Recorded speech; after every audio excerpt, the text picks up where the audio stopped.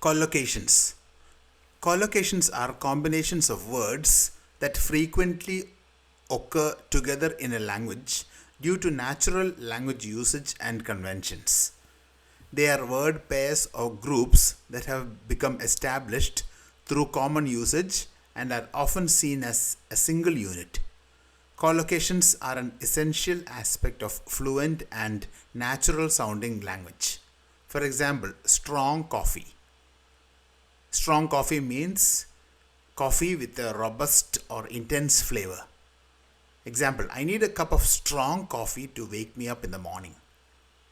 Another example is heavy rain, meaning intense or torrential rainfall. Example, we had to postpone the outdoor event because of the heavy rain. Collocations with do. Do a favor, do business, do exercise, do good, do a job, do an exam, do harm, do laundry. Try this grammar worksheet. Collocations with give. Give an advice, give an idea, give a lecture, give credit. Try this grammar sheet. Collocations with take.